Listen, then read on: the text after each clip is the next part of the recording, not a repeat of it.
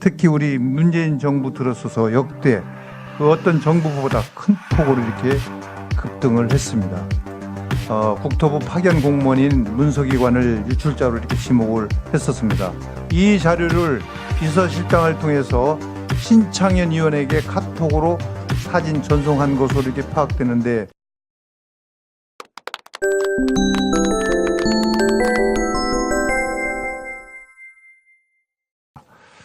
저는 충북 보은대추 영동화인 옥천 묘목 괴산 절임배추의 지역구인 박덕흠 의원입니다. 장관님, PPT를 한번 꺼주시죠. 지금 여기 보면 이제 국민은행에서 1986년부터 32년간 집계한 서울 아파트 매매 가격 지수입니다. 이것은 2015년 12월 기준으로 만든 건데요. 예, 각 정권 임기 초와 또 정권 말에 서울 아파트 매매 가격 지수 보시죠. 이 서민을 위한다는 우리 문재인 민주당 정부죠. 집권할 때마다 오히려 서울 아파트 가격이 이렇게 폭등을 반복을 했습니다. 특히 김대중 노무현 정부 때 상승세도 이렇게 가파르지만 특히 우리 문재인 정부 들어서서 역대 그 어떤 정부보다 큰 폭으로 이렇게 급등을 했습니다. 이명박 박근혜 정부 때는 그래도 집값 폭등은 이렇게 없었다는 점을 말씀을 드립니다.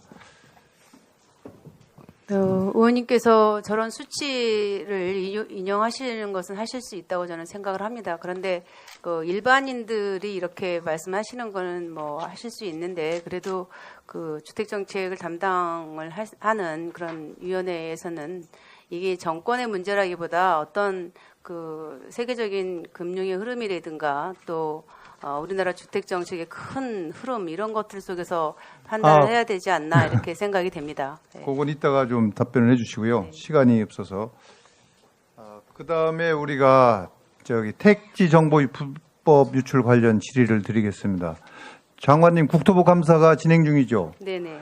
예, 언제쯤 감사 결과가 나오겠습니까? 네, 이달 아니면 정리가 될 거라고 봅니다.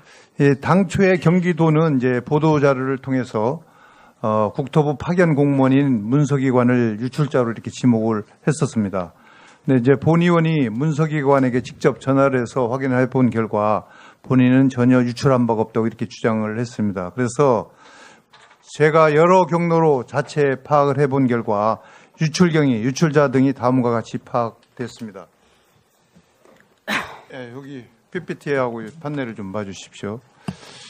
8월 24일 최초에 국토부 주간 회의가 있었고 난 후 5일 후에 8월 29일에 경기도 공무원 3인과 경기도 도시공사 사업기획부장 송모 씨가 과천시장을 방문해서 이 자료와 함께 회의 내용을 설명한 것으로 이렇게 파악이 되는데 맞습니까?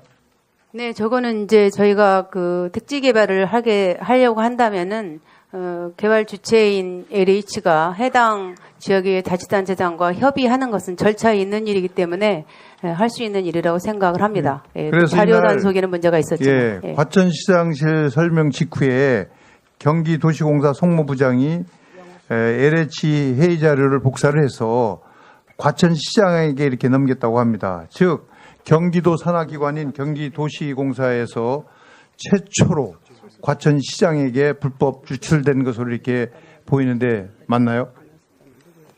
그것이 불법인지는 뭐 이제 수사가 하고 있기 때문에 거기서 판단해야 될 것이라고 생각합니다.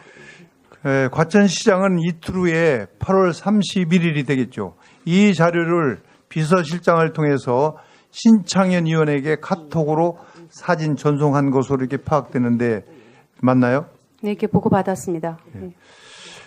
물론 이제 경기도청 공무원 및 경기도시공사 관계자들을 다 조사를 했겠죠.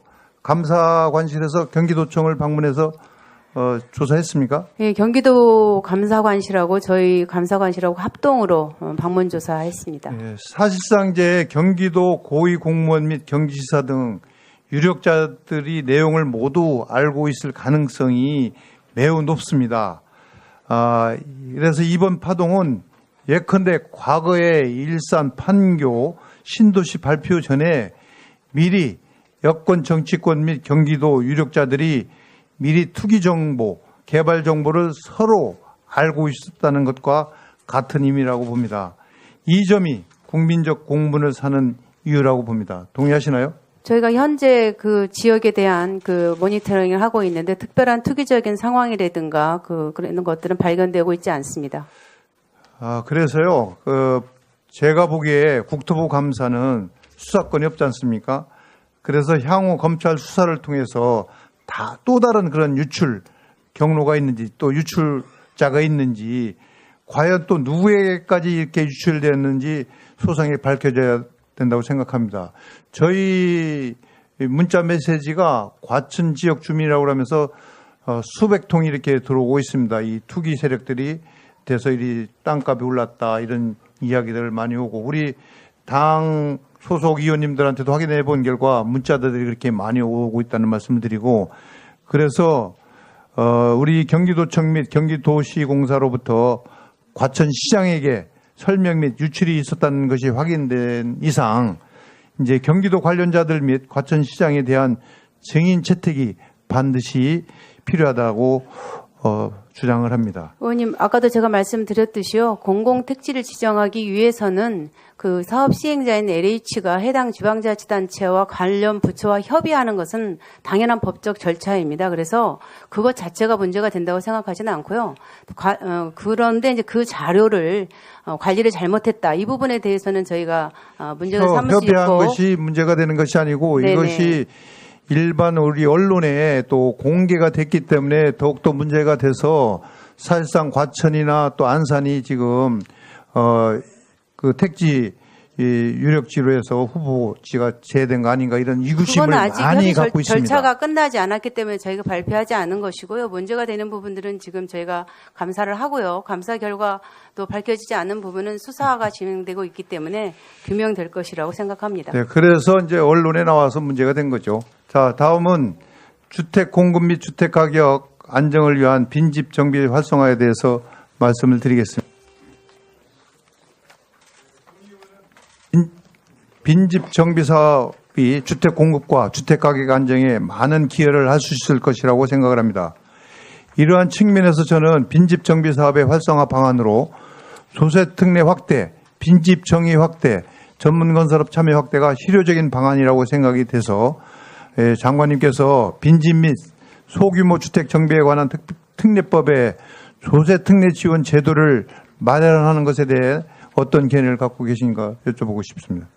네, 그 빈집 정비하고 법을 만들 때 지방세 특례 제한법 개정에 대해서 의견을 주셨던 걸로 알고 있는데요. 당시 행정안전부에서 지방세수 감소 우려로 반대 의견을 제시해서 제외된 것으로 알고 있습니다. 그래서 빈집 정비 활성화 차원에서는 긍정적으로 평가하는데, 그러니까 관련 부처와 협의를 통해서 정리되어야 될 문제라고 생각합니다. 그래서 제가 장관께서 이제 서울시 개발 제한구역 네네. 그린벨트 해제